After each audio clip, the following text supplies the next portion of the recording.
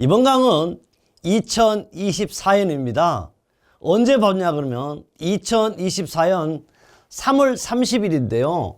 이 3월 30일 날 벌써 시험을 보면서 몇 회냐? 13년이 지났어요. 13년이 지났기 때문에 우리 산업안전보건법에는 1번부터 25번까지가 출제되죠. 그런데 1번부터 25번까지가 여러분 머릿속뿐 아니고 이제는 13년이 지났기 때문에 문제 은행식은 아니지만 이제 가연도 문제를 벗어나지 않을 것 같다. 또 특히 산업안전보건법은요, 우리 1차 1과목만 적용되지만 2과목이나 3과목에도 나오는 문제죠, 다수. 그뿐 아닙니다. 역시 2차 전공에서도 산업안전보건 필수입니다. 또 더 중요한 게 있습니다. 마지막 관문인 3차 면접에서도 법이 필수적으로 물어보죠. 세 문제 중에 세 문제 묻는 경우가 더 많습니다. 그렇다면 우리 교재는 벌써요, 13년치를 항상 모든 문제가 몇 조, 몇 항에, 몇 목에 나왔다는 걸 표시해 두었습니다. 그렇다면요, 2024년 3월 30일은 어떻게 출제되었으며 또 출제된 것보다 더 중요한 것은 우리의 마음가짐은 어떻게 해야 되는지 확인해 보도록 하겠습니다. 산업안전지도사 자격시험은요, 1차 시험 문제로 1차. 우리는 오지 선다형이래요. 5개 중에 1개를 골리는 문제 되겠죠. 역시 과목은 1과목이 산업안전보건법령입니다. 총 3과목의 시간은 90분이지만 과목당 30분이 되겠습니다. 예를 들면요, 면제 받는 분은 과목당 30분. 예를 들면 건설안전기술사, 또 기계안전기술사, 전기안전, 화공안전기술사를 가지신 분은 바로 1과목과 2과목이 면제됨으로써 세 번째 과목만 보시면 되겠죠. 그렇다면 문제 행별은요, 의미로 A형이라 하는데 대부분 A가 아니면 B라는 거 알아두면 좋겠습니다. 역시 여러분 시험 문제를 받자마자 수험번호와 반드시 여러분의 합격자 이름을 쓰셔야 됩니다. 합격자입니다. 여러분 저 함께 하기 때문에 여러분 틀림없이 합격이 된다. 그러면 여러분이 시험 보기 전에 시간을 볼 수 있는 유의사항입니다. 이 수험자 유의사항도 역시 시험 시간에 포함되기 때문에 똑같습니다. 한번 보고 간다면 시험 문제지 표지와 잘 해놨어요. 제가 시험 문제지 내 문제 형별의 동일 경우, 그러니까 앞에 A형이라 됐으니까 문제 뒷장도 당연히 A라고 나와야 된다는 겁니다. 또 시험 문제지 총 면수, 문제 번호, 1년 순서, 인쇄 상태 등을 확인하여 문제지 표지에 수험 번호와 성명을 기재하시기 바랍니다. 다시 말하면 한 장 한 장 넘기면서 문제를 확인하라는 겁니다. 답은요, 참 이걸 잘 모르겠어요. 그래서 파란 글씨 나왔죠. 답은 각 문제마다 요구하는 바로 가장 적합하거나 요까지는 좋아. 뭐? 가까운 답이에요. 그러니까 가장 맞는 것 또는 가장 틀리는 걸 찾아야 돼.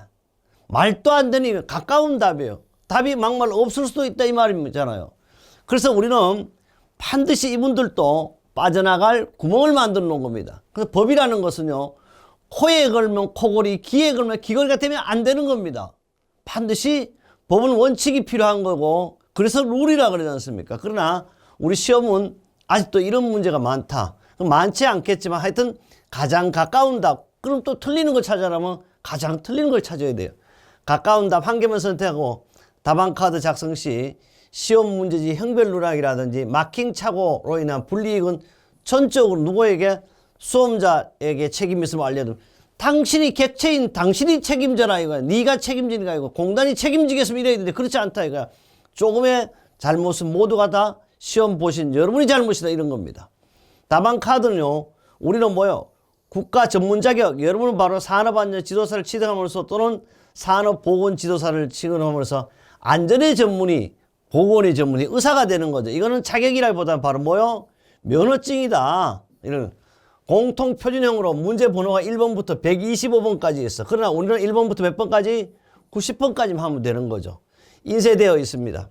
답안 마킹 시에는 반드시 시험 문제지 문제 번호와 동일한 번호에 마킹하여 1번은 당연히 이렇게 1번에 표시해야지 2번에 표시하면 안 된다 이 말입니다. 또 말이 안 되냐. 감독위원회 지시가 뭡니까? 감독위원회 감독의 말이라든지 이런 말 자체를 나는 불만 못마땅한 거야.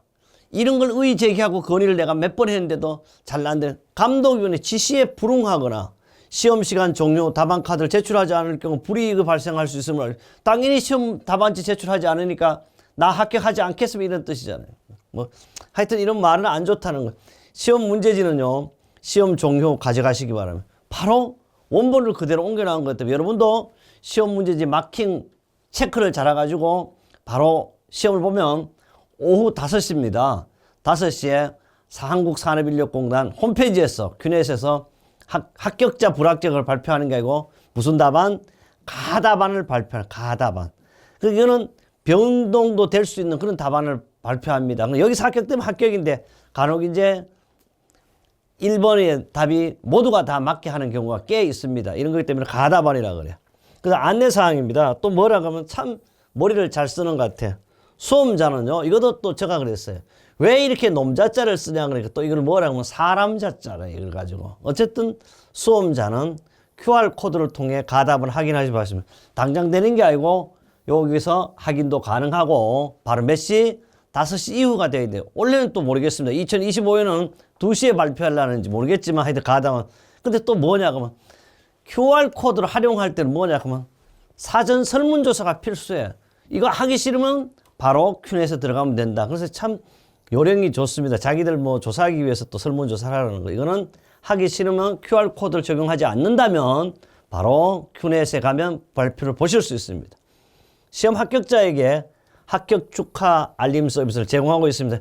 참 좋습니다. 아침 9시가 되면 산업안전지도사 합격을 축하드립니다. 딱 이렇게 나옵니다. 여러분도 모두가 다 축하 메시지를 받으시기 바랍니다. 수험자 여러분 합격을 기원한다는데 이거는 한국산업인력공단에서 그럼 수험자 여러분의 합격을 기원한다는 것은 100% 응시하는 분 저는 합격시켜 주겠습니다. 이렇게 했으면 좋겠습니다. 그러나 여러분이 스스로 충분히 합격할 수 있다 이런 말씀을 드립니다. 그렇다면요 산업안전 보건법규 출제 문제를 보면 바로 NCS 기준이라고 그랬어요. NCS는 국가직무능력 표준입니다. 역시 특허를 받았어요. 저는 국가직무능력 표준 자격사에 대한 특허를 받았는데 2024년 우리 산업안전보건법령 출제 문제를 분석해봐. 어디에서 출제됐느냐? 특히 우리 새하의 산업안전보건법은요. 몇 조, 몇 항 또는 몇 호, 몇 목에 출제됐다는 걸 확인했습니다. 그럼 25문제 중에 법에서는 몇 문제, 영에서는 몇 문제 또는 시행규칙에나 또 안전보건기준이라는 거예요. 그럼 실제 우리 알아두고 이 산업안전보건법은 언제 걸 기준으로 하는 거면요. 2024년 5월 17일 변경된 기준을 하고 있습니다. 물론 또 2025년은 바뀔 수 있지만 아마도 2024년, 2025년 시험 볼 때까지는 변경이 없을 때 거기에 맞게 했습니다. 그렇다면요. 산업안전보건법은요. 1장 총칙부터 12장 벌칙장으로 구성되어 있습니다. 벌칙장으로 구성되어 있는데 그럼 어디에서 출제됐느냐 한번 보자고. 바로 법에서 무려 몇 문제가 출제된 9문제가 출제되었어요. 그럼 몇 퍼센트? 36%가 출제된 법에서. 그럼 법을 중시해야 된다. 그러면 법령 규칙인데 법에서 9문제가 출제됐으니까 실제 남는 것은 몇 문제? 바로 16문제가 남아 있겠죠. 그럼 어디에서 출제된 하나하나 확인해 보겠습니다. 첫 번째 출제된 것이 총칙에서 나왔죠. 총칙 부분에서 나왔냐고 뭐 총칙 안 나왔어요 이번에. 그런데 2장 안전보건관리체제 등에는요. 24조 산업안전보건위원회에서 한 문제가 나왔어요. 산업안전. 그러면 산업안전보건위원회에서 한 문제 나왔으면 다른 그 산업안전보건위원회에 대해서 나름대로 빨리 머릿속에 머리를 이제 굴린다 그러면 이 표현해야 돼. 머리를 좀 한번 미끄럽게 한번 해봤으면 좋겠습니다. 그 다음에 안전보건 교육입니다. 안전보건은요, 근로자에 대한 안전보건 교육에 대해서 출제가 됐습니다. 그 다음요, 4장 유해위험 방지 조치는 출제가 되지 않았습니다. 이번에는. 그 다음 5장 도급식 산업재해 예방에 대해서는 몇 문제가 나오냐 하면 58조 유해한 작업의 도급 금지와 64조 도급에 따른 산업재해 예방 조치에서 5장에서 2문제가 출제됐습니다. 6장입니다. 유해위험 기계 등 조치는 유해위험 기계 등에 대한 조치는 101조 기계 등을 대여받는 자의 조치에 한 문제가 출제됐습니다. 7번째 장 유해위험 물질에 대한 조치는 출제가 되지 않았습니다. 8번째 장은요, 근로자에 대한 보건관리입니다. 이거는 139조에 한 문제가 출제되는데요. 유해위험 작업에 대한 근로시간의 제한입니다. 그러면 여러분, 근로시간에 제한되는 게 어떤가 바로 생각해 봐야 돼. 그 다음에 9번째, 우리가 이제 해야 될 9번째, 산업안전지도사와 산업보건지도사는요, 154조 등록의 취소 등에 대해서 한 문제가 출제됐습니다. 10장입니다. 근로감독관에 대한 건데요. 155조 근로감독관의 권한에 대해서 나왔습니다. 11장 보칙은 출제되지 않고요. 12장 벌칙의 170조에 벌칙 한 문제가 출제됐습니다.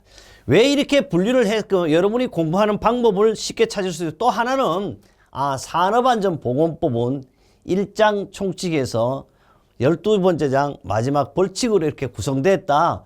이걸 1장 총칙, 2장 안전보건관리 체제, 3장 안전보건교육 이걸 기억하려면 잘 안 돼요. 그러나 자연스럽게 자주 보다 보면 이렇게 기억된다. 그러면 여러분이 이제 면접 보실 때도 몇 조 이렇게까지는 기억할 필요 없지만 안전보건관리 체제 그러면 이거는 2장에서 나오고 유해위험 방지 조치 그러면 3장입니다. 이렇게 적당히 알 수가 있어야 됩니다. 그래서 이런 거는 자연스럽게 여러분 지도사가 되셔도 이제 법을 성경책 같이 팍팍팍 찾을 수 있게만 하면 좋겠죠. 하여튼 12장까지 구성이 되어 있다. 몇 문제? 9문제가 출제했습니다. 그 다음에요.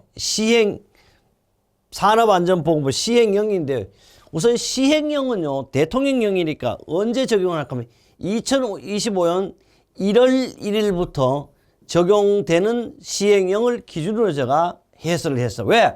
우리 시험에 꼭 맞게 맞춤형으로 했습니다. 그렇다면요. 시행령은 바로 1장 역시 총칙에서 11장 벌칙으로 구성되어 있어요. 12개 장이 아니고 법은 12개 장, 영은 11개 장입니다. 그럼 우선 크게 보면요. 시행령은 6문제가 출제됐는데요. 6문제니까 24%가 출제됐습니다. 그렇다면 보도록 하겠습니다. 시행령에는요. 1장 총칙은 출제가 되지 않았습니다. 그 다음 뭐냐 하면 2장 안전보건관리체제에서 한 문제가 출제됐는데 뭐가 출제됐냐. 안전보건관리 책임자의 선임 등에 관한 것 별표 2에 대한 내용이 출제가 됐습니다. 3장 안전보건교육, 4장 유해위험 방지조치, 5장 도급시 산업재해 출제되지 않았습니다. 6장 유해위험기계 등에 대한 조치는 77조 자율안전 확인 대상 기계에 출제됐어요. 그럼 여러분 자율안전 확인 대상 기계 나온다 그러면 안전인증 대상 기계 또는 안전검사 대상 기계도 알고 계셔야 되는 반드시 그 중에 또 출제되겠죠.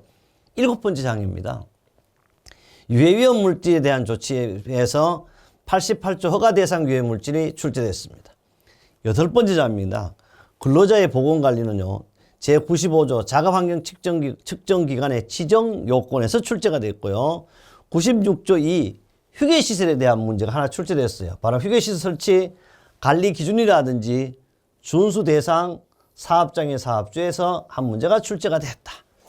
그 다음에요. 9번째 장 산업안전지도사라든지 산업보건지도사 파트는 시행령은 출제가 되지 않았습니다.